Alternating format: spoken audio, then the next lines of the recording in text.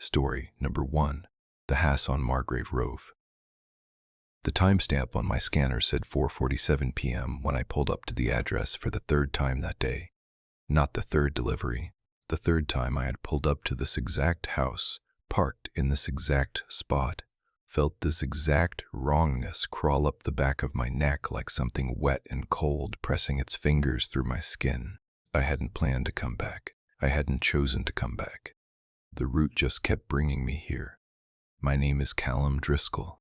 I ran an Amazon Flex route out of the Stockton, California distribution center for 2 years before what happened on November 19th, 2022.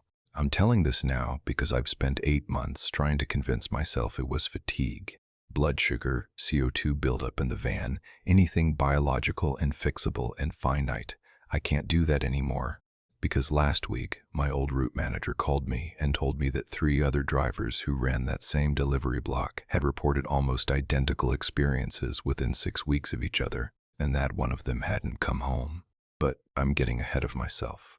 Let me start at the beginning of that day, because the beginning matters.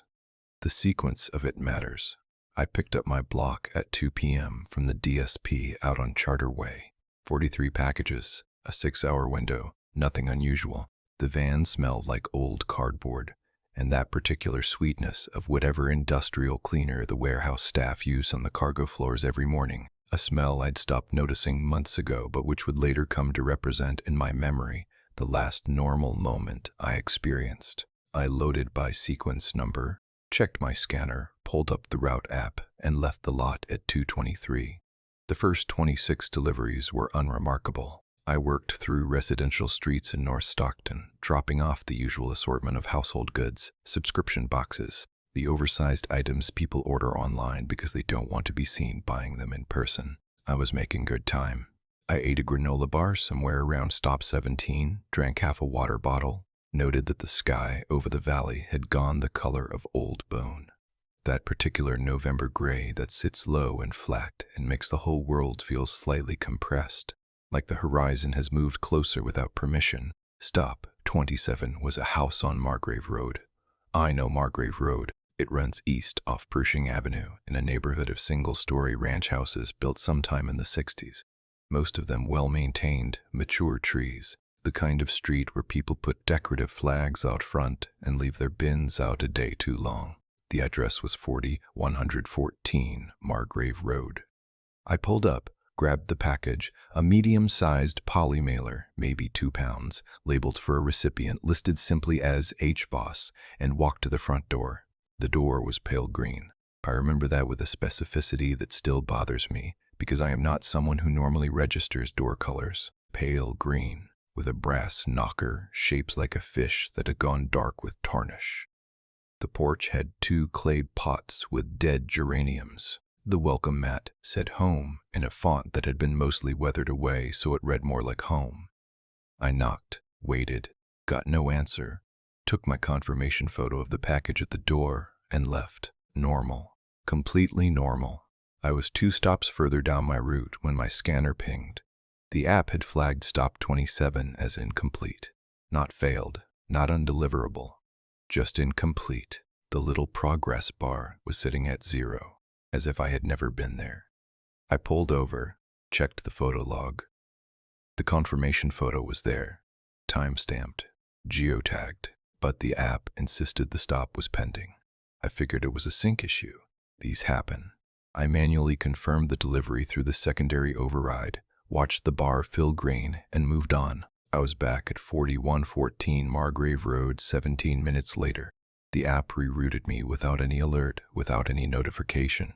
One moment, I was following the blue line towards stop 28 on Lorraine Avenue. The next, the line had bent, silently and completely, pointing me back the way I'd come. Back down Pershing, back onto Margrave Road. I didn't notice the reroute immediately because I was watching traffic. I only realized it when I recognized the street, recognized the trees, the same woman walking a small white dog in the same direction as before, the same quality of gray afternoon light, pressing down on the same rows of flat ranch houses. I stopped the van at the curb, stared at the app. It showed 4114 Margrave Road as stop 27. pending, as if the first delivery had never happened, as if the override had never happened, as if the override had reversed itself. The package, the polymailer for H. Voss, was gone from my cargo area, proof that I had delivered it, but the app showed it undelivered, and when I scrolled my manifest, the confirmation photo I'd taken was no longer in the log. I sat there for approximately 90 seconds. My mouth tasted like pennies and I didn't know why. I tried calling the Flex support line. The hold music came on and stayed on. I tried the dispatch chat. No response. I sat and I looked at the pale green door with the tarnished fish knocker, and I told myself, sync error, GPS glitch, server-side lag, these things happen, I'll sort it out at the end of shift. I pulled forward, parked, went to the door. This time someone answered. The woman who opened the door was somewhere in her 60s, small and neat, with white hair cut very short and reading glasses pushed up on her forehead. She was wearing a burgundy cardigan and holding a paperback novel with her thumb marking the page. She looked at me with an expression that was entirely neutral, not unfriendly, not warm, just waiting. I said I had a delivery for H. Voss. She said, I know, not that's me, or thank you, or any of the social filler people use at front doors. Just I know. She looked at my hands, which were empty because I hadn't brought a package. I had already delivered the package. I told her there might have been a system error. I told her the delivery had been marked completed and the package left at her door. She looked past me, down the porch steps, at the doormat, at the dead geraniums. Nothing was there. She looked back at me with that neutral expression and said, very quietly, you should keep better track of things. Then she closed the door. I walked back to the van. My legs felt like they belonged to someone else. I sat behind the wheel for a moment that I cannot accurately measure. Because later, when I checked my timestamps, the gap between my confirmed parking and my next recorded movement was 41 minutes. 41 minutes during which, according to my own memory, I sat in the van for perhaps 60 seconds. I have no memory of those 41 minutes. I drove the rest of my route, and I'll remember most of it. My scanner shows I completed 16 more stops. My body apparently performed the job correctly, walked up to doors, knocked, scanned packages, left, but my conscious memory of those 16 deliveries is a smear, like trying to see something through glass that has been fogged from the inside. There are flashes, a yellow door, a dog barking very far away, the smell of something sweet and wrong that I couldn't identify, like overripe fruit left in a warm room, and the sensation that I was not alone in the cargo area behind me, though every time I checked, it was empty. I returned the van at 9:16 p.m. The end-of-day scanner download flagged 2 anomalies. 1. Stop 27 had been confirmed 4 separate times throughout my route by 4 separate GPS-stamped scanner events at 41 Bortfoyn Margrave Road at 2:48, 4:47, 6:12, and 8:59 p.m. I have memory of 2 of those stops. I have no memory of the ones at 6:12 and 8:59. 2. One package from my manifest was unaccounted for. Not undelivered, not failed, just absent from every record. The item number, the recipient name, the weight, the dimensions, every field in the record was showing as a string of zeros, like something had gone into the database and scraped the data out of it, leaving the shape of information without any information inside. I went home. I slept for 11 hours. When I woke up, I had 3 missed calls from a number I didn't recognize, and a voicemail that was 40 seconds of silence followed by the sound of a door closing. I didn't go back to work for 4 days. When I did, I asked my route manager if there had been any other complaints about 4114 Margrave Road. He went very still in a way that I recognized later as the stillness of someone deciding what not to tell you. He said he'd look into it. He changed the subject. I let him. 2 weeks later, I was assigned a different delivery block, a different coverage area on the south side. I didn't ask for the change. It just appeared on my schedule.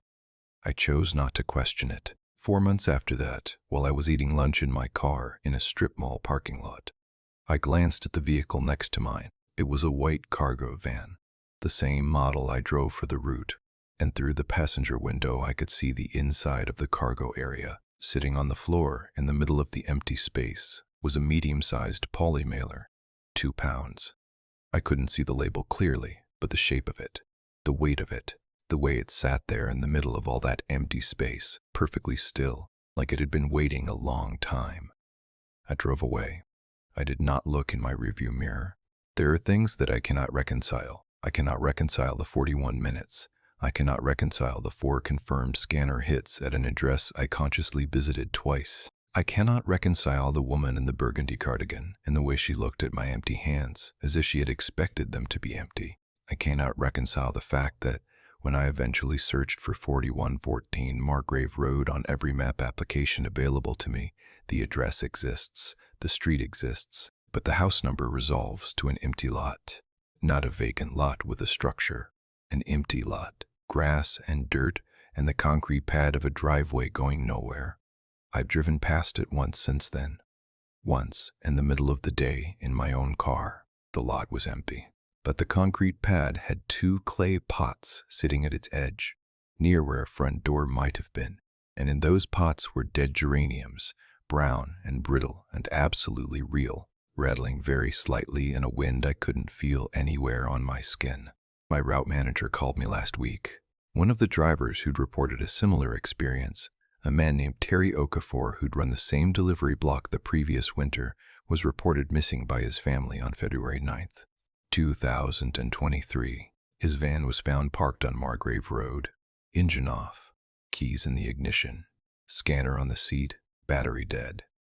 His last confirmed delivery, according to the scanner record, was stop 27. The manifest showed delivered, complete, no anomalies, 4 stars. The package was never found, neither was Terry, and when they pulled the GPS data from his van to see his final route, the file was completely intact except for the last 30 minutes of tracking.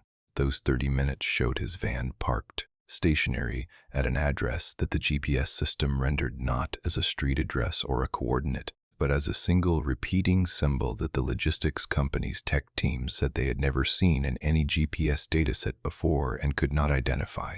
It looked, the tech said, a little like a fish. Story number 2, Shane's word before I knock. The door was already open when I reached the top step. Not ajar, not cracked. Open, wide enough to see the hallway inside and the woman standing at the far end of it, looking at me. She was looking directly at me, from 40 feet away, through a door I hadn't knocked on, before I had any reason to believe she knew I was there. She was looking at me with an expression I cannot fully describe, except to say that it was the expression of someone who has been waiting for an extremely long time and has developed, over the duration of that wait, a profound and specific contempt for the person they've been waiting for. I am Marcus Webb. I worked as a UPS driver out of the Louisville, Kentucky distribution hub for 11 years before I transferred voluntarily and urgently to a desk position in October of 2021. I'm going to tell you exactly what happened over a period of approximately 3 months the previous spring, because I've tried to tell it to people I trust, and each time I have watched their faces do the thing that faces do when they're deciding whether you're crazy or lying. I'm tired of watching faces do that. I'm telling this instead. It began with a regular residential route, neighborhoods east of Louisville, mix of suburbs and older housing stock, a corridor I'd been running variations of for 6 years. I knew the streets. I knew the regulars, the predictable signatures, the dogs, the gates, the idiosyncratic mailboxes that people use as landmarks to find their own driveways. I knew the route, the way you know your own kitchen in the dark, by the shape of things, by where the corners are, by feel. The first delivery to 33 Aldermore Court was in mid-April, a Tuesday. The package was a large box, declared contents listed as kitchenware, heavy enough that I used the hand truck. The house was a 2-story colonial, well-kept beige siding with green shutters, a concrete drive. The recipient was listed as C. Fairholm. I pulled up, offloaded the box, trucked it up the concrete drive to the front step, pressed the doorbell. Before my finger left the button, the door opened. I am absolutely certain of that. I pressed the button. The door opened. There was no interval. No sound of footsteps inside, no pause while someone got up from a chair or walked from another room. The button went down, and the door came open, simultaneously, as if the person on the other side had been standing with their hand on the latch, pressed against the door, waiting. The woman was in her late 30s or early 40s. Tall, dark hair pulled back tightly. She had green eyes and a quality of stillness that I noticed immediately and couldn't stop noticing. The way you can't stop noticing a clock that isn't ticking. She signed for the package. She took it inside. She said thank you in a voice that was perfectly calibrated and warm and somehow completely hollow, like warmth described in a language that doesn't have a word for it. I went back to my truck. Fine. Slightly odd. I moved on. The second delivery to 33 Aldermore Court was 6 days later. Different package, different declared contents, same recipient. I remembered the doorbell thing. I told myself I'd simply misremembered the timing, that there had been an interval I hadn't registered. I pulled up, offloaded, trucked the package up the drive. This time, I didn't press the doorbell. I stood at the bottom of the porch steps and waited. I wanted to see if she'd appear anyway.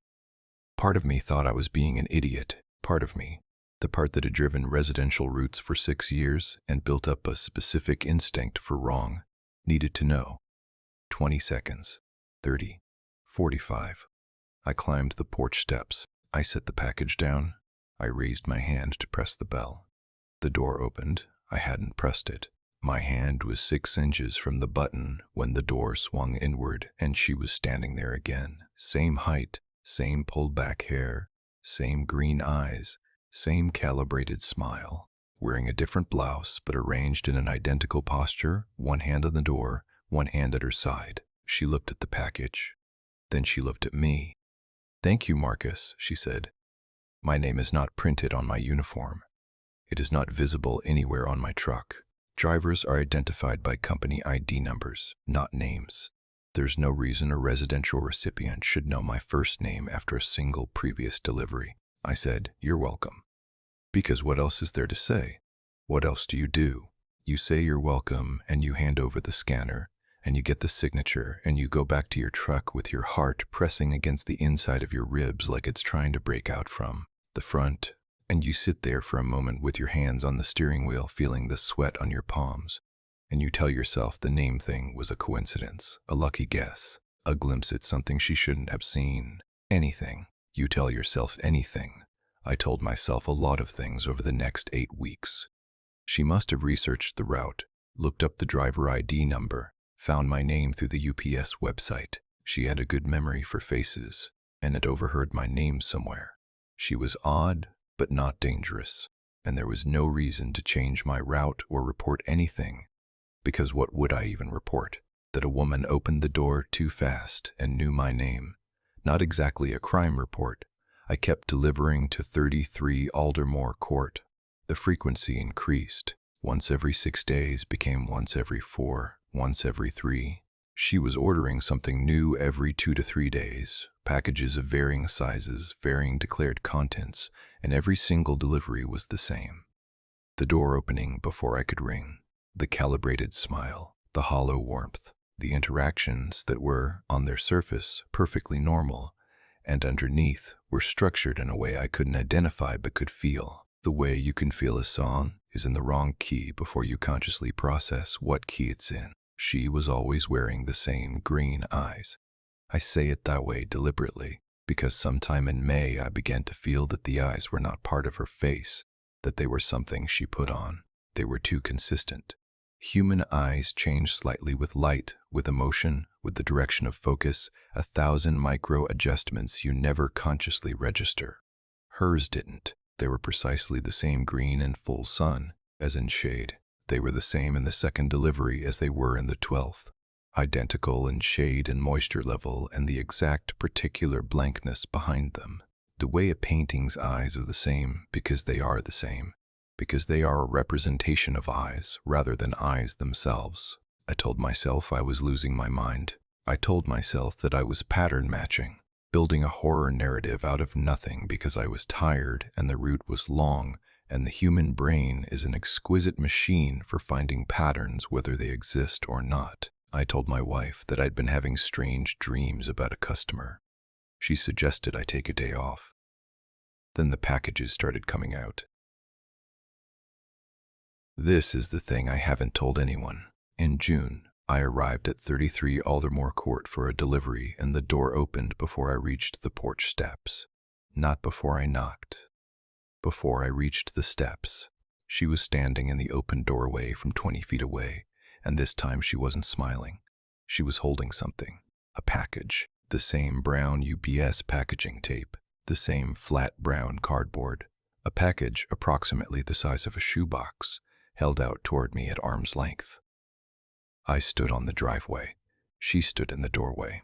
We looked at each other. "This one goes back," she said. I told her I wasn't a pickup service, that returns required a scheduled pickup order through the website. She shook her head, very slightly, and extended the package another inch toward me as if I hadn't spoken. "This one goes back," she said again, and the second time her voice had something wrong with it, a layering that the first delivery had not had, as if there were a second voice underneath the first, saying the same words at a slightly different pitch and half a second behind, an echo without an origin. I told her again that I couldn't accept a return without a scheduled order. She looked at me for a long moment, long enough that the air between us, the warm June air, seemed to change in quality, seemed to thicken, seemed to develop a pressure that pressed from all sides against my eardrums, against my eyes, a physical sensation of being looked at so thoroughly that being seen becomes a kind of damage. Then she set the package down on the porch. She stepped back. She closed the door. The label on the package was facing up. The return address was 33 Aldermore Court. The delivery address was my home address, printed exactly. Street number, street name, city, zip code. My home address, which I had never given to any customer, which is not listed in any public database, which I had spent 11 years as a driver, keeping entirely separate from my professional life for exactly this kind of reason. I did not pick up the package. I went back to my truck. I filed an incident report. I called my supervisor and told him I needed the customer at 33 Aldermore Court flagged for inappropriate behavior, and I gave him the name. He looked it up. He told me there was no customer registered under the name C. Fairholme at that address. The delivery records existed. The packages were in the system, but the recipient account was registered to a name that had been redacted, replaced by a string of empty fields. He said he'd look into it. He said he'd reassign the stop. I drove past 33 Aldermore Court once more, 3 weeks later, on a detour from my new route that I took deliberately because some part of me needed the ending. The house was dark. The green shutters were slightly different, I thought, maybe a different shade, maybe more weathered, but I couldn't be sure. The concrete driveway was empty. There was a package on the porch. I didn't stop. I didn't look at the label. I know what address it would have been going to. I know because I came home that night and found our front door standing open and my wife standing in the hallway at the far end of the house, at the point I would have to pass to reach any room, any exit, any window, standing very still with her hands at her sides in a particular posture that I recognized without being able to explain how I recognized it. And when she looked at me, she smiled with something that knew my name and knew my route and had been waiting behind a door somewhere for a very long time. And she said, in a voice with a second voice just underneath it, "You're late." I did not go back to driving. I have not gone back to that house. My wife doesn't remember the evening I'm describing. She says she was watching television. She says I came home looking pale and stood in the doorway for a long time before I spoke. She says I seemed fine after dinner. She has green eyes. She has always had green eyes. I have always known they are her eyes, her own part of her face and not something she put on. I know this. I have always known this. I check every morning. Story number 3. What the GPS called Pine Hoflu Road.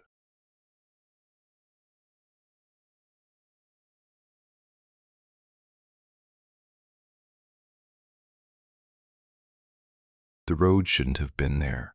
I know that now, with the absolute certainty of someone who has spent $400 on fuel driving the same 11-mile stretch of Western Virginia 3 times with 2 different vehicles and a paper map to confirm what the topography alone should have made obvious. The valley that road runs through does not exist. The mountains on either side of it should be joined. There is no gap. There is no valley. There is no road. But I drove it.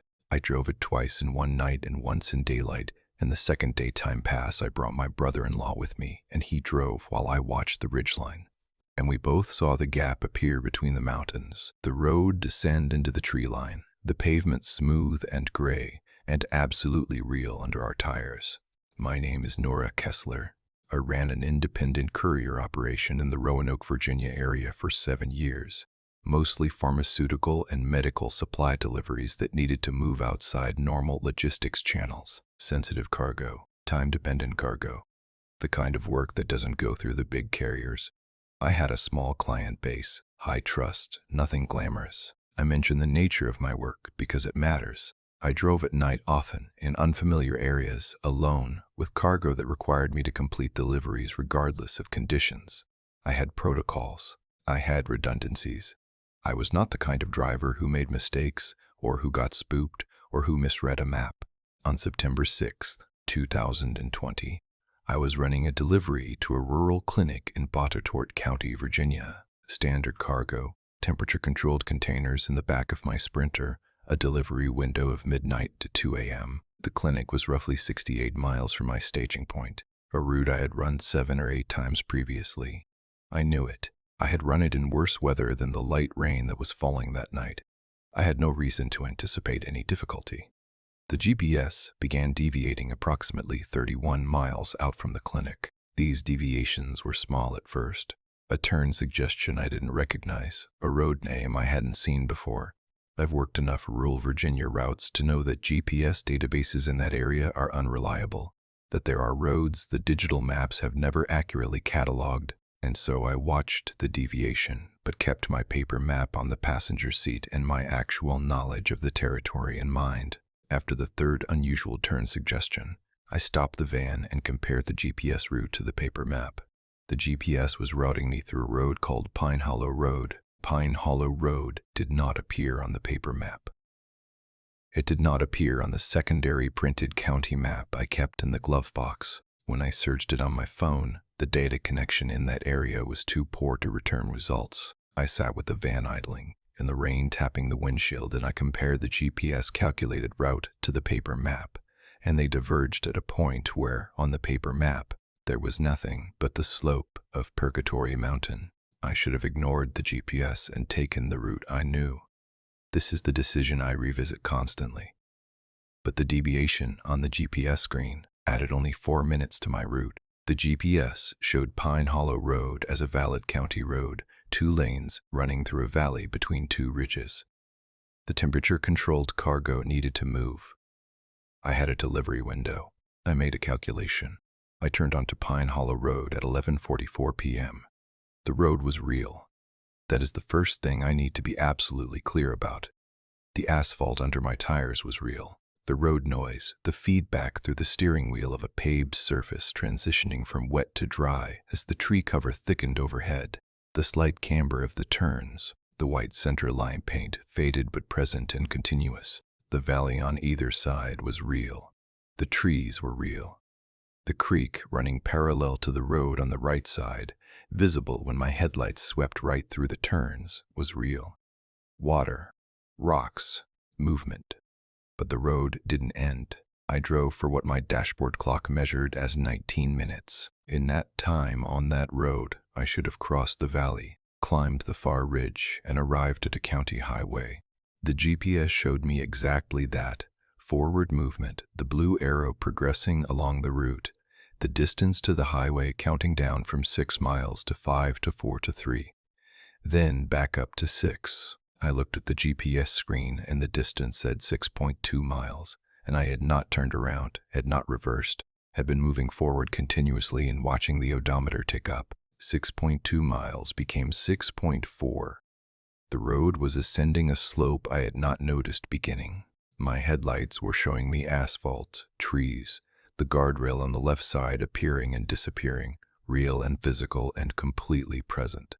But the GPS was counting up, and then, very quietly and without any mechanical explanation, my dashboard clock rolled back from 12:14 a.m. to 11:57 p.m. I stopped the van. I stared at the clock. 11:57 p.m. I'd been driving for 17 minutes and gained 17 minutes. The temperature gauge on the cargo control panel, which I checked automatically and constantly the way all medical couriers do, showed the container stable, no variance. Everything functional, everything wrong. I tried to call dispatch, no signal. I tried to turn around. The road behind me was gone. Not blocked, not closed. Gone. My headlights, when I attempted a three-point turn, swept behind me and showed me not the road I had driven in on, but a wall of trees. Dense, close, the trunks 6 inches from my rear bumper, impossibly immediate. A forest where there had been a road 5 seconds ago. I completed the three-point turn in the only direction available to me, which was forward, and sat facing down the road I had come from, which had curved while I wasn't watching it, and was now pointing me forward. Always forward, the only direction Pine Hollow Road permitted. I drove forward. My hands were shaking. The taste in my mouth was metallic and strong, like I'd bitten through my cheek, though I found no blood when I probed with my tongue. My feet were cold inside my boots with a cold that had nothing to do with temperature. The cold of wrong, the cold your body produces when it understands something your mind is still refusing. The headlights showed me road. The trees showed me nothing. The GPS showed me 6 miles of distance perpetually failing to close. Twice I passed a particular configuration of rocks on the right side of the road. 3 large boulders arranged with one balanced on top of 2, forming an arch. The first time I passed it, I noted it unconsciously. The second time I hit the brakes and stared, because I understood I had been here before. The road was circling. The road was eating itself.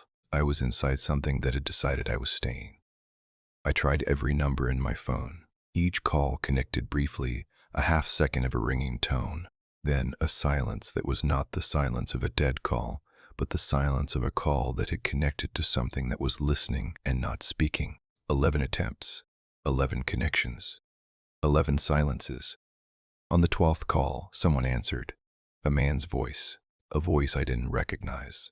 Unhurried, speaking in a register that seemed slightly too low for a phone speaker, as if the bass frequencies were exceeding what the speaker should have been capable of. He said, "The delivery is not required. Nothing else." That phrase repeated twice with an emphasis on the word not that made the word feel enormous. I said, "Who is this?" He said, "The delivery is not required." I said, "I need directions out of." The call ended. I drove for another 11 minutes. My clock continued to behave erratically, advancing 3 minutes, retreating 6, settling into sequences that eventually added to 0 net change, so that no matter how long I drove, the clock showed a time between 11:52 and midnight. I passed the boulder arch 4 more times. I kept my speed steady at 35 miles per hour because speed was the one variable I could control. And control had become the only thing between me and the particular quality of terror that sits on the other side of composure like a lake behind a dam. On the 6th pass of the boulder arch, there was a woman standing beside it.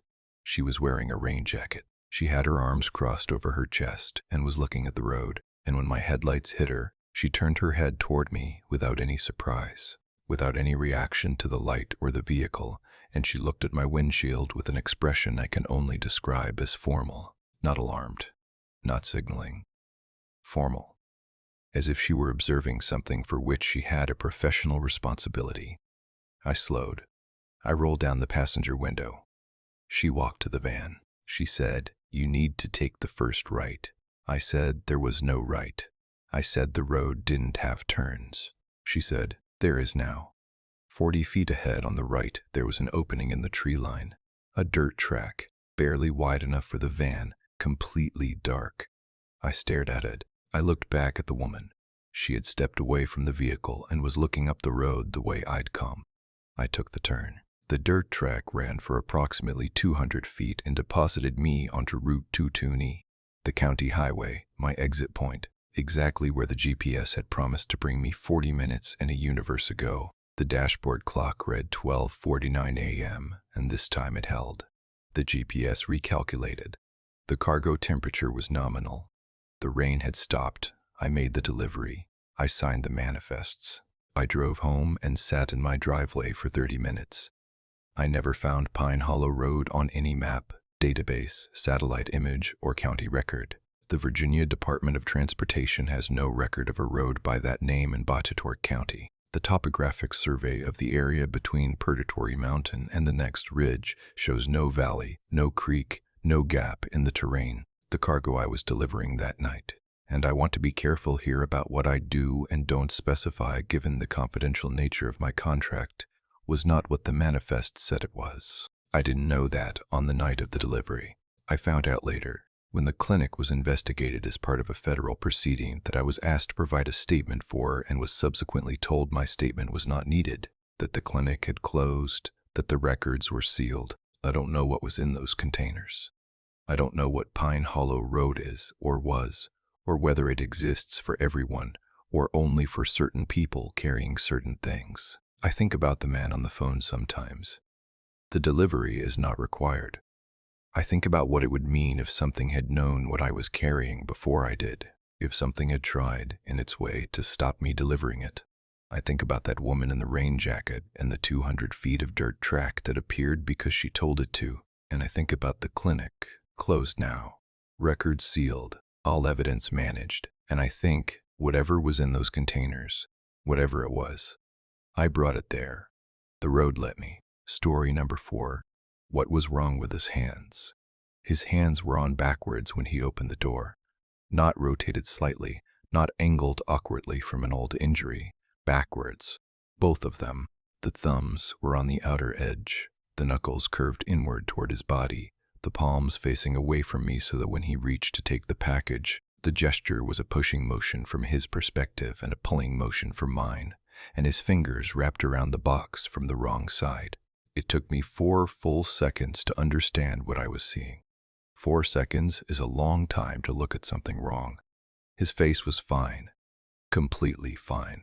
An ordinary face, mid-50s, a man named on the manifest as Roland Chesser, 7 Birchwood Lane in Harlan County, Kentucky. A weathered, indoor face, the kind that hasn't seen much sun but carries the lines of it anyway.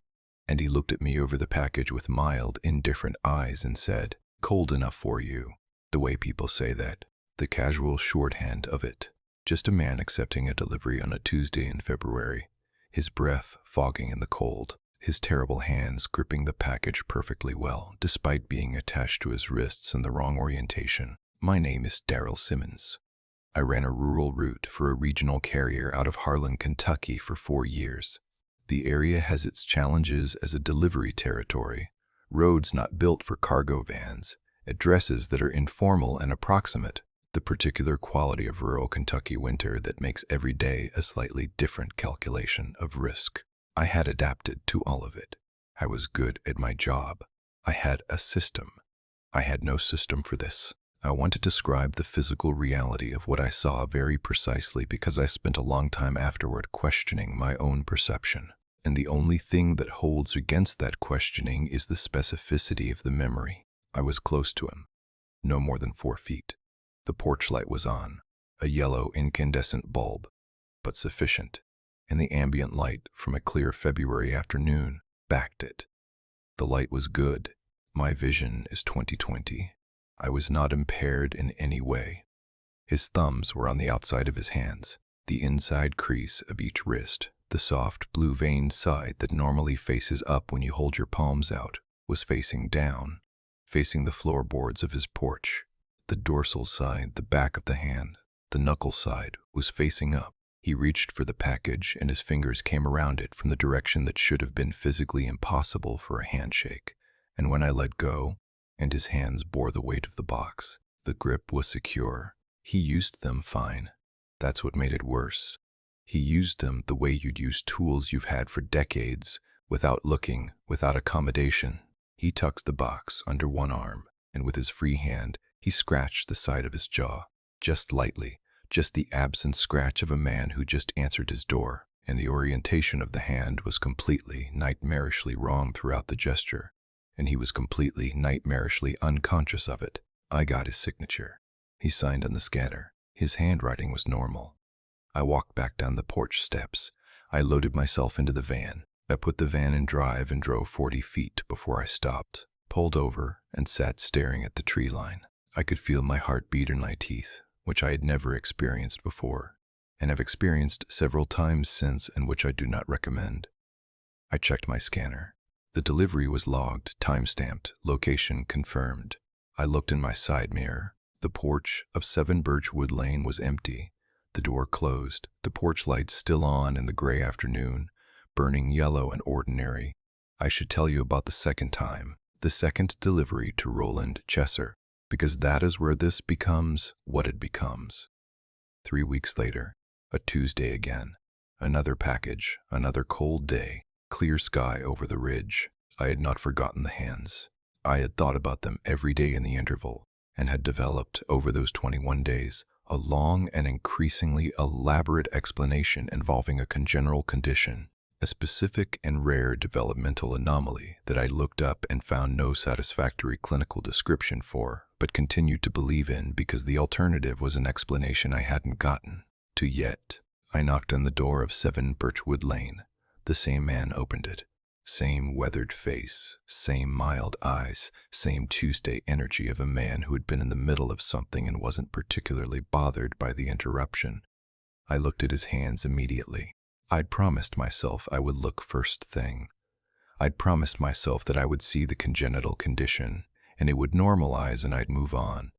His hands were normal, oriented correctly, thumbs inside, knuckles out, the crease of his wrists facing up. 100% standard human hands, a little rough, short nails, a wedding ring on the left, normal hands, held out for the package in the normal way. I handed him the box. I watched his hands. I noticed then that his ring finger on the right hand was longer than his index finger, by a margin that seemed slightly beyond normal variance. But I was looking so hard by that point that I couldn't trust my own measurement of it. Couldn't tell if I was calibrating correctly. Couldn't tell what normal looked like anymore because I'd spent 3 weeks re-examining the concept. He signed. He said, "You're new, aren't you?" I told him I'd been on the route 4 years. He looked at me with a slight adjustment in his expression, something narrowing without the eyes actually narrowing, a contraction happening behind his face rather than on it. And he said, "Not to the route," and went inside. I stood on the porch for 2 seconds. Not to the route. I didn't know what that meant. I still don't know what that meant, and I've turned it over every day since, and the meaning has not clarified. It has only accumulated weight, the way wrong things accumulate weight the longer you carry them. There were 6 more deliveries to Roland Chesser over the following 3 months. I will describe each of them as precisely as I can. Delivery 3, hands normal, no anomalies. He didn't speak beyond taking the package. Delivery 4, he came to the door before I knocked. He was already outside, sitting in a wooden chair on the porch, as if he'd been waiting. He stood when I came up the walk, and he was taller than I remembered. Not much. An inch, perhaps an inch and a half. I told myself I'd misremembered his height. As I left, I heard him say something very quietly, not to me, said toward the interior of the house through the open door, in a tone of ordinary conversation. But what he said was, "One more time." I don't know what that referred to. Delivery 5. He came to the door and his left eye was wrong. Not injured. Wrong. The iris was the same brown, the size of the pupil was normal. The eye was moist and focused, but it was looking at a slightly different point than his right eye. Not a squint, not a lazy eye in the clinical sense.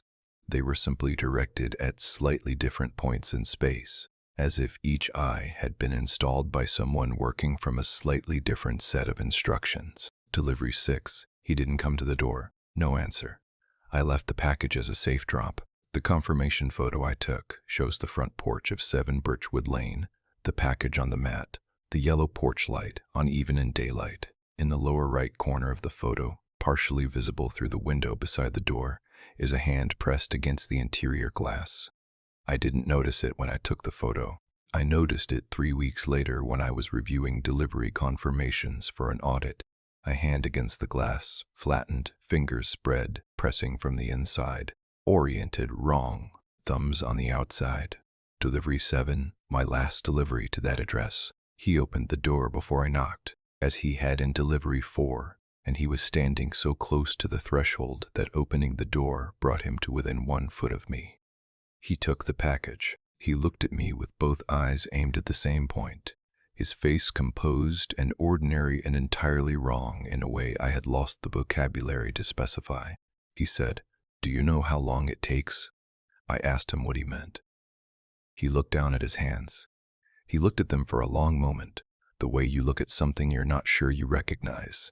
Then he looked back at me and said with a precision and a flatness that stripped the words of everything except their content, to stop noticing. I put in for a route change the next morning. I gave no reason. My manager didn't ask for one. The address at 7 Birchwood Lane was reassigned to another driver. That driver completed 4 deliveries to Roland Chesser. After the 4th delivery, he filed an incident report but would not specify the nature of the incident, only that he would not return to the property. He has not, to my knowledge, discussed what he saw. I have the confirmation photo from delivery 6, saved on 3 separate devices. The hand in the window. I look at it sometimes when I'm trying to convince myself that I invented the whole thing. The hand is there every time. Thumbs on the outside. Perfectly, impossibly still. Story number 5. The building on Squirrel Avenue. The elevator only went up. I don't mean it was broken going down, or that it moved slowly downward, or that it required a key for descent. I mean the button for the lobby. The button I pressed, the button I watched illuminate, the button that corresponded to the ground floor on which I had boarded, moved me upward. Every time. I rode that elevator 4 times in the Cresswell Avenue building, and every time I pressed lobby, every time the car moved, and every time the doors opened onto a higher floor than the one I'd started on. But I'm starting at the end. The elevator is not even the worst part. My name is Priya Natarajan. I worked as a food delivery driver in Chicago for 3 years, primarily evenings and weekends, using 3 different platforms depending on the night. I drove my own car, a gray 2017 Honda Civic, which becomes relevant later. I did downtown, Lincoln Park, Wicker Park, the usual corridors. I averaged 30 to 40 deliveries on a Good Friday night. I was fast. I knew the buildings. I had the access codes to probably 60 apartment lobbies memorized. I was not someone who got lost. The first delivery to the Cresswell Avenue building was on a Thursday night in July of 2022. I had never delivered there before. It was an 8-story residential building, brick facade, the lobby accessible through a glass door with a code entry panel. The delivery was to apartment 4F. The code for the lobby panel was sent through the app, as standard. I entered the lobby, found the elevator, pressed 4. The elevator opened on the 4th floor. I found 4F midway down the hall. I knocked. A man opened the door, mid-30s, t-shirt, unremarkable in every way. He took his bag of food, thanked me without meeting my eyes, closed the door. Standard. I walked back to the elevator, pressed lobby, and rode down. Except the doors opened on the 6th floor. I stepped out, thinking I'd misread the button. I pressed lobby again, rode down. Doors opened on the 5th floor. I stood in the hallway for a moment, registered this as odd, found the stairwell, walked down to the lobby, left the building. I told myself the elevator was malfunctioning. Reasonable. Old Chicago building, old elevator, a sensor off somewhere, minor inconvenience. I delivered to apartment 4F of the Cresswell Avenue building again 11 days later. Different order, different day of the week. A complete coincidence of routing. I entered the lobby, rode up to 4, knocked on 4F. A woman opened the door. Mid-30s, t-shirt, dark hair, unremarkable. She took the food. I pressed lobby on the way down, ended up on 7, took the stairs. I noticed 2 things on the second visit that I had not registered the first time. The first thing, the hallway on the 4th floor was not configured the way I expected. The apartment numbers ran from 4A to 4G on one side, and there was no 4H or beyond. The hallway simply ended at a wall with a window. This meant the 4th floor had 7 apartments on one side of a corridor. Architecturally, that meant the floor plan was half the footprint of the building as seen from the exterior. The other half of the fourth floor, the half that should have contained a corresponding corridor, was simply not there from the inside. The second thing, the man from the first delivery and the woman from the second delivery had the same tattoo. Left forearm, inner side, a small dark ring of text, too small to read from a normal conversational distance. A ring of text that went all the way around the forearm. Both of them, same placement, same apparent size, same dark inked quality. Different people, same tattoo. I started paying attention. My third delivery to apartment 4F was in August. I'd begun to track the patterns. I noticed I was being assigned to the Cresswell Avenue address with a frequency out of proportion to its distance from my standard delivery corridor. It was slightly north of my usual range and should have been assigned to a different driver zone. But the app kept routing me there, 3 and then 4 and then 5 times in the first 3 weeks of August. I went. I needed the income, and I was not yet to the point where I would sacrifice income for unease. The third time, a different person answered the door of 4F. Third different face, third t-shirt, third pair of eyes that didn't quite meet mine. But the left forearm, when the hand reached out for the bag, was right there, and the tattoo was there too. And this time I was close enough, and the hallway light was good enough that I could read it. It was a series of numbers. Just numbers ringing the arm. I could only read a segment of them in the moment, but I read enough, a sequence that looked like coordinates. Latitude and longitude. My brain assembled them automatically, the way it assembles anything that has a familiar format, and what the coordinates resolved to, when I checked them later, was the address of the building I was standing in, apartment 4F's Cresswell Avenue, Chicago. The tattoo on every resident's arm was the address of the building where they lived. Why? Why would multiple unrelated people in a Chicago apartment building have the same tattoo encoding the building's address? I have thought about this question for 3 years, and have not come closer to an answer, only to the particular dread that emanates from a question whose answer you can feel the shape of without being able to see it clearly. I started noting the times. Every delivery to 4F was time-stamped by the app. I laid them out in a spreadsheet. Every single delivery to that address had been routed to me, specifically to my driver account, during one of 3 one-hour windows across the day, 8 to 9 a.m., 12:30 to 1:30 p.m., and 7 to 8 p.m., never outside those windows. Always one of those 3. I cross-checked against my total routing data for the period. No other address in my history showed that kind of temporal clustering. Deliveries get spread across the whole operating day because demand is spread, unless something is specifically selecting the delivery window or selecting the driver. On my 5th visit to 4F, the person who answered the door was me. I know how that sounds. I know.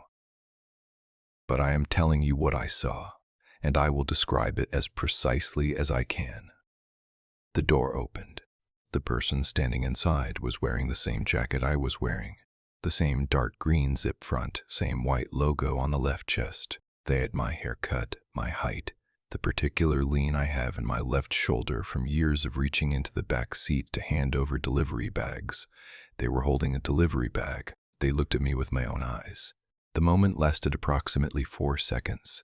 Then the face changed, not dramatically. It didn't shift or melt, nothing like that.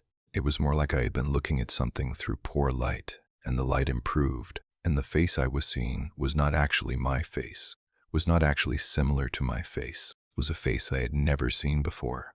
A man's face, older than me, with different features, looking at me with a mild and patient expression. He took the delivery bag from my hand. He said, "You look tired." I told him I was fine.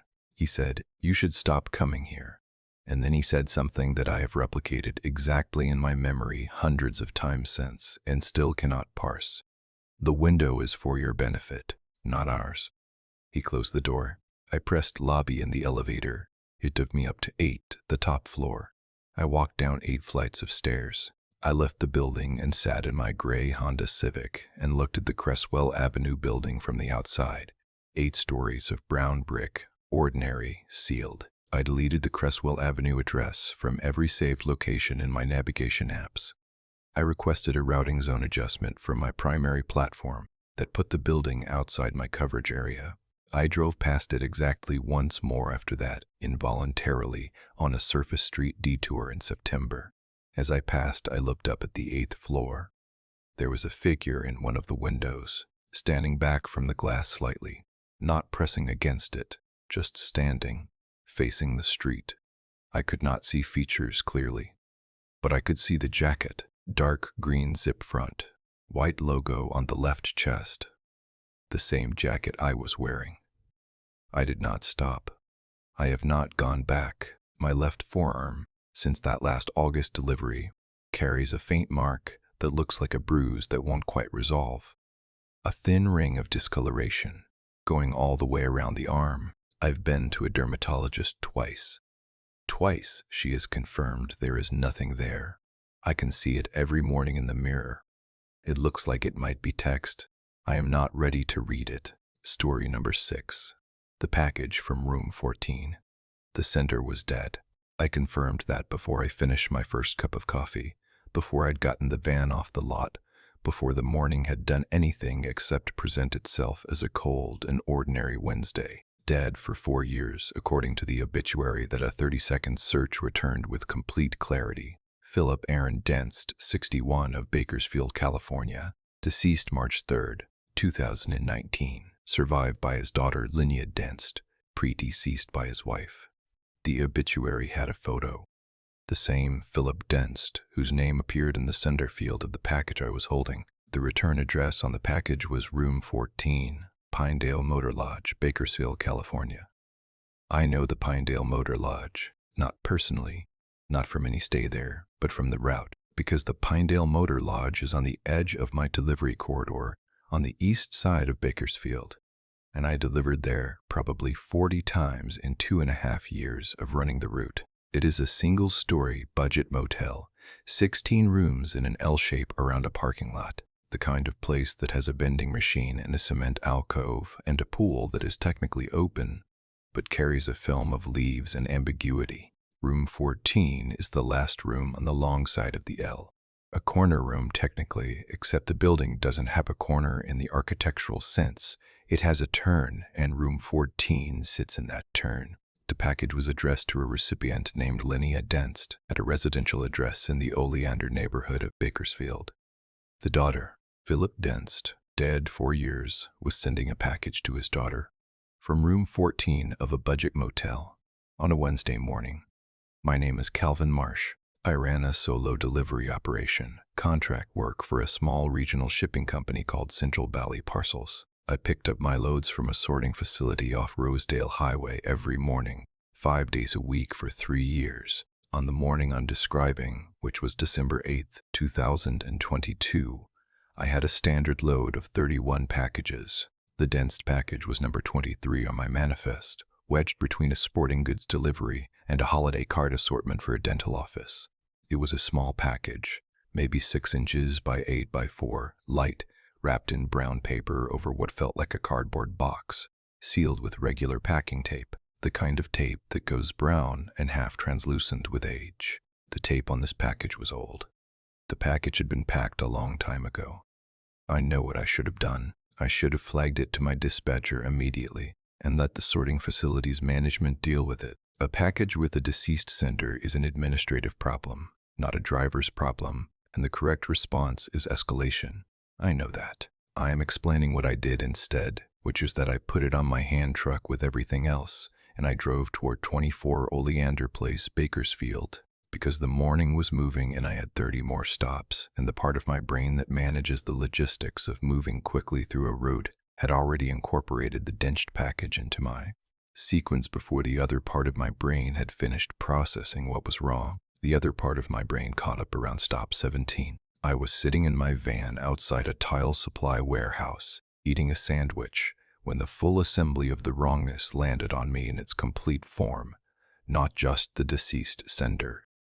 The tape, the paper wrapping, which no one uses for shipping packages in 2022, except occasionally elderly people using a method they learned decades ago.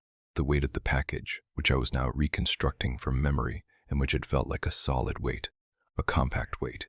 the weight of something more dense than its size suggested, and a smell that I had registered and filed without examining when I loaded in the morning. The package smelled faintly of something I had been unable to name at the time and could now name very precisely. Old paper, not a book, not a cardboard box, but specifically the smell of a paper document that has been stored in a closed, dry space for an extended period, warm and slightly sweet, like the inside of an old filing cabinet. I dug the package out from the cargo and looked at it again. The packing tape was cracked in the way. Tape cracks when it has been applied for a long time and gone through multiple thermal cycles. The brown paper was slightly brittle at the edges. This package had been sitting somewhere for years. Who had brought it to the sorting facility? How had it been accepted without a valid return sender? How had it entered the system with a deceased person's name in the sender field? Every package in our system required a sender account, a trackable point of origin. I called my dispatcher. She pulled the package's origin record. She came back on the line after 4 minutes and told me in a careful, clipped voice that the package had been logged into the sort facility inventory 6 days prior, that the intake record showed it had been deposited into the incoming drop box at the Pinedale Motor Lodge collection point, and that the collection record was signed with an illegible initial and a date. The date on the collection record was March 3, 2019, the day Philip Dents died. I sat in the van for a long time after that call. The package was on the passenger seat. The smell was stronger now, or I was more aware of it, that warm paper smell. And underneath it, something else that I couldn't identify except to say that it was the smell of a closed room that has been closed for a very long time, the specific staleness of air that has not moved. I found I did not want to look directly at the package for too long. I found that looking at it for more than a few seconds at a time produced a low, persistent nausea. Not dramatic, not overwhelming, but insistent.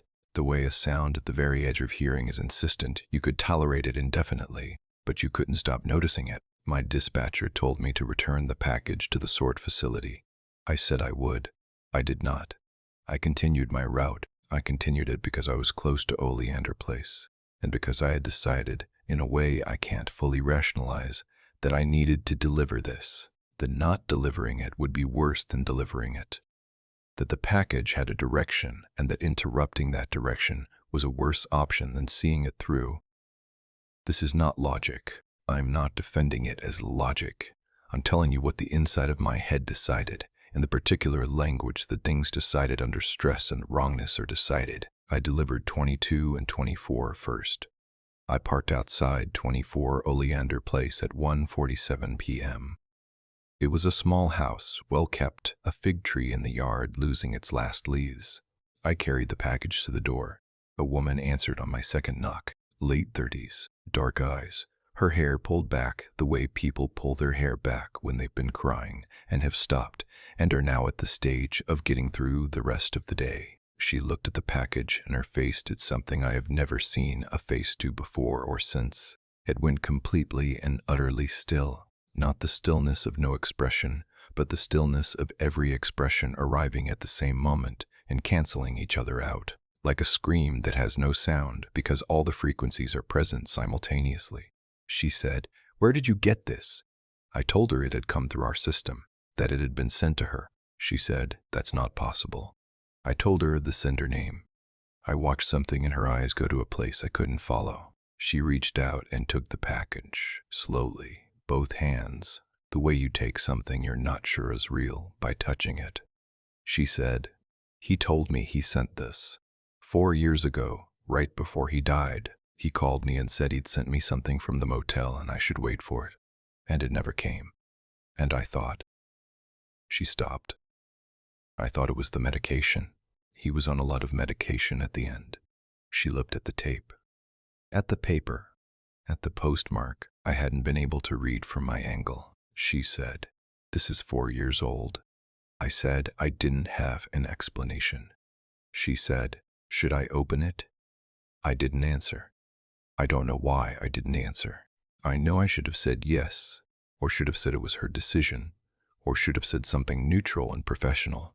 Instead, I stood on her porch and I thought about the smell of closed rooms and the weight of dense things in small spaces and the collecting date of March 3rd, 2019, and I said, from a place below conscious thought.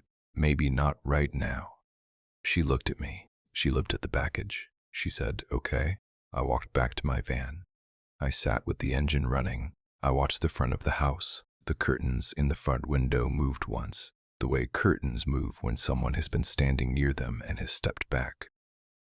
Then the house was still. The fig tree dropped one last leaf into the yard, slowly, spiraling, settling flat on the dead grass. I filed my end-of-day report. I included a note that the dense delivery had been completed. My dispatcher never followed up. The package's origin anomaly, the 4-year-old collection date, was either never investigated or was investigated and filed somewhere I don't have access to. Linnea Denst has not been reachable at that address since January of 2023. I drove past the house in March. The fig tree was there. The house was there. A different name was on the mailbox. I have thought about what was in the package. I have thought about it in the way you think about the door you didn't open, the call you didn't answer, the branching moment where you chose one path and the other path's destination remains permanently unknown. Whatever Philip Dents sent his daughter from room 14 of the Pinedale Motor Lodge on the last day of his life, whatever had been sitting in that closed room for 4 years developing that smell, developing that weight, she has it now, or she doesn't. Either possibility, I have discovered, is equally difficult to sleep with. Room 14 of the Pinedale Motor Lodge shows as occupied in their online booking system. It is shown as occupied since December 8, 2022. No checkout date. Continuous occupancy. I checked it this morning before writing this down. Still occupied. Still no checkout. Story number 7. Lockwood Industrial Park, Unit 9. Everyone inside was smiling. Not the polite, reflexive smile of people who've noticed a visitor. Not the fixed smile of someone in customer service performing affect for a paycheck. Real smiling. Or what had the muscular architecture of real smiling. The eyes involved, the cheeks lifted, the particular looseness around the jaw of a face in genuine pleasure. 17 people visible from the loading dock entrance, all of them at various tasks, moving between workstations, carrying things, operating machinery I couldn't identify, and every single one of them smiling with the fullness and completeness and absolute uninterrupted continuity of people who had been smiling for a very long time and had no memory of how to stop. I had been inside the building for 40 seconds. My name is Renata Osei. I drove for a medical equipment logistics company out of Columbus, Ohio for 2.5 years. We handled the last mile delivery of large format medical and research equipment, imaging machines, laboratory systems, the kind of cargo that needs a lift gate, a pallet jack, and a recipient who signs for it with a purchase order number rather than a squiggle on a smartphone screen. I was good at this work.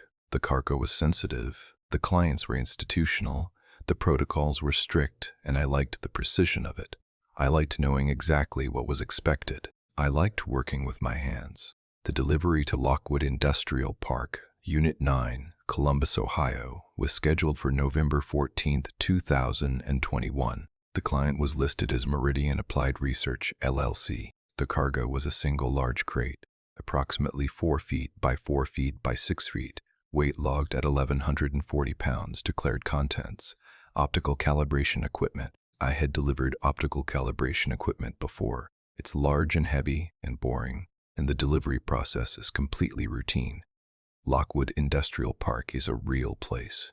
I want to be clear about that because the nature of what I'm going to describe might suggest otherwise. It exists on Lockwood Drive, on the near east side of Columbus, a corridor of light industrial and warehouse units, the kind of uninflected commercial real estate that exists in the middle distance of every American city. I had delivered to Lockwood before, to different units. I knew the general area. I pulled up at 9:47 a.m. The unit was a standard industrial bay with a large roll-up loading door, a personnel door beside it, and no signage whatsoever. No company name, no unit number on the building, though the address number matched the curb. The roll-up door was closed. The personnel door was closed. The parking area in front had 3 vehicles, 2 unmarked white sedans and a black SUV with no plates. No plates. Not expired tags. Simply no plates, the mounting holes visible and empty. I unloaded the crate with the liftgate. settled it on my pallet jack, and knocked on the personnel door. A man opened it. Tall, business casual, clipboard. He had the particular body language of someone whose job is to receive things and sign for them, the organized readiness of it. He looked at my manifest, he looked at the crate, and he smiled. Just that. He smiled, and he turned back into the building and said something I couldn't hear, and the roll-up loading door began to rise. The smell hit me before the door was fully open. It was not an industrial smell, not solvent or metal or the particular dry cold of climate-controlled storage. It was a warm smell, organic, like the smell of a large number of living bodies in an enclosed space, not unpleasant, just present, just the warmth of collective breath and skin and movement. I had not expected a warm smell. The loading dock was large. Clean concrete floor, high ceiling, fluorescent lighting running the full length of the space, shelving units along both walls, stacked with equipment I couldn't identify specifically, gray-cased boxes, and tangle of cables and things behind glass panels showing readouts I was too far away to read. At the far end of the space, perhaps 60 feet from where I stood, a bank of workstations separated by glass partitions, the kind of open-plan lab setup that research facilities use. And at those workstations and moving between them, 17 people, all in the same gray uniform, all moving with the focused efficiency of people absorbed in important work, all smiling. The man with the clipboard directed me to a specific spot on the loading dock floor where I was to deposit the crate. I maneuvered the pallet jack. I set the crate down. I was inside the building for what I estimated as 4 or 5 minutes at that point.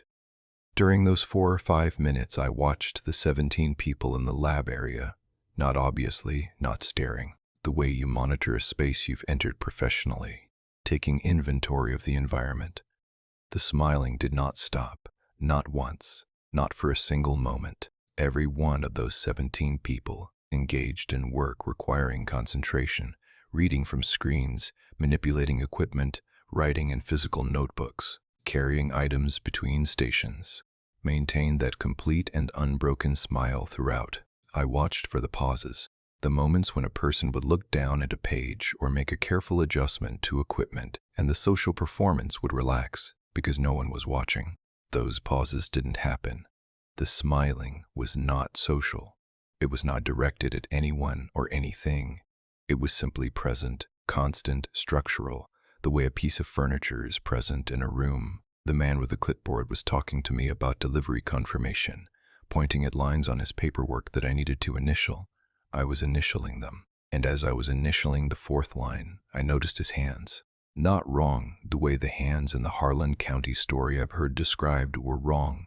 Not backwards, not misoriented, but his fingers, as he held the clipboard, were completely immobile. Not the ordinary stillness of a hand holding a clipboard, immobile in the way something is immobile when it is not experiencing the micro-tremors and micro-adjustments that living hands experience at rest. Absolutely still. The clipboard did not shift. His knuckles did not flex. His hand was around the clipboard the way a machine part is around something, completely, without variation, without the biology of a grip. I initialed the 4th line. I looked up at his face. He was smiling. He had been smiling continuously since opening the door. The smile had not varied in width, in depth, in the involvement of any facial muscle. It was the same smile at the same precise magnitude as the first moment I'd seen it. I asked him the name of the company. Standard small talk. Delivery driver filler, he said. Meridian Applied Research. And his smile did not change at all during speech, the way faces change during speech, the way lips reshape and jaw moves, and the muscles around the mouth adjust to the mechanics of forming words. He formed the words. The smile did not change. I said I hadn't seen a sign out front. He said, "We prefer not to advertise." And the smile held its geometry perfectly through every syllable. I signed the final line. I was done. I had the confirmation I needed. There was no reason to stay. I looked down the length of the loading dock at the 17 people in the lab area. One of them was looking back at me. A woman, mid-30s, dark hair, one of the gray uniforms. She was looking at me from 60 feet away, and she alone, of the 17 people in that space, was not smiling. Her face was composed, neutral, her eyes on mine across the length of the building, and as I looked at her, she moved one hand at her side, a small gesture, down by her hip, where the man with the clipboard couldn't see it without turning. She moved her hand in a specific, controlled way. She pointed at the door I'd come in through. Then she turned her face back to her workstation, picked up her pen, and bent over her work. She did not look back at me. I left. I drove 3 blocks from Lockwood Industrial Park and sat in the van with my hands on the wheel and took 11 slow breaths, the way I do when I'm processing something that is too large to process. Quickly. My hands were shaking slightly, not from fear, not exactly, or not only. From the cognitive pressure of trying to hold a frame around something that kept exceeding the frame. I called my dispatch manager and told her the delivery was complete. I told her I had a question about the client. She pulled up the account. She was quiet for a moment. She said the account had been created 6 days prior to the delivery, which was unusual for a client with a purchase order of that size, and that the billing address on the account was a P.O. box in Delaware, and that the contact number had, since the delivery had been scheduled, gone to a disconnected message. She said she would look into it. She sounded the way people sound when they are saying that sentence to have something to say. I submitted my end of day. I went home. I slept poorly. I drove past Lockwood Industrial Park, Unit 9, 8 days later. Not on a delivery, on purpose, in my own vehicle, because I needed to verify that it was a real place and that real people worked there. I drove past the unit slowly. The roll-up door was down. The personnel door was closed. The 3 vehicles were gone. There was a "for on lease" sign in the window.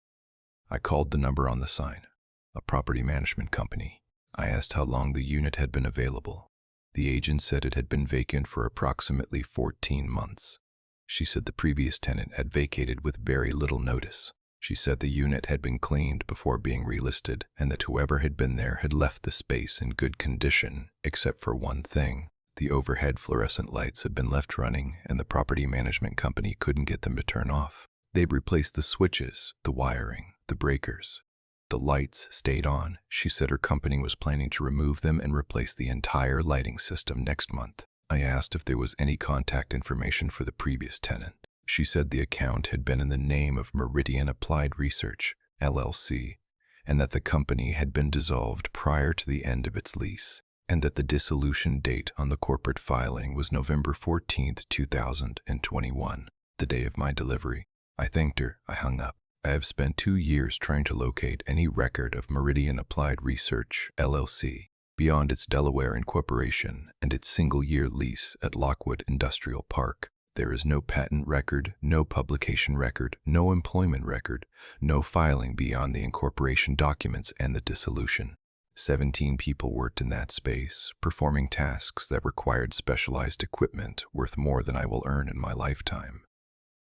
They were there for at least a year. They dissolved the company and vanished on the day I delivered the last piece of their equipment. I think about the woman who didn't smile. I think about where she is now, whether she is somewhere that requires smiling, and whether she is doing it. I think about the equipment in that building, the gray cased boxes and the cable tangles and the things behind glass panels. And I think about what optical calibration equipment the size and weight of a small car might actually be calibrating. What it might need that level of precision to look at or look through or look for. I think about the man with the clipboard and his immobile hands and his perfect continuous smile and the way he said we prefer not to advertise, and I think about the warmth of the building, the silver 17 bodies generating heat, and whether all 17 of those bodies were the kind that breathe. The lights in Unit 9 are still on. I checked last week. The unit is still listed for lease. The lights are still on, bright white through the front windows, illuminating an empty space with the steady, patient light of something that is not finished waiting. My confirmation paperwork from that delivery, the initialed lines, the purchase order number, the client's signature, was pulled from our record system 60 days after the delivery date, not archived, pulled. My manager told me this when I asked. She told me the deletion request had come from our corporate compliance team with a case number that, when she followed up, resolved to a department that had no record of initiating the request. The delivery happened. I was there. The crate is somewhere in the world, having been received and signed for by hands that did not tremble, from a company that ceased to exist the afternoon it arrived. Whatever they were calibrating, I helped them finish it. That thought does not leave me. It is there every morning, first thing, before anything else. A building full of smiling people and one woman who wasn't, and a piece of equipment I carried into the last place it needed to go. And somewhere beyond the edge of what I can know, something pointing its attention at something, precisely, with the patience of something that has been built specifically to never need to stop.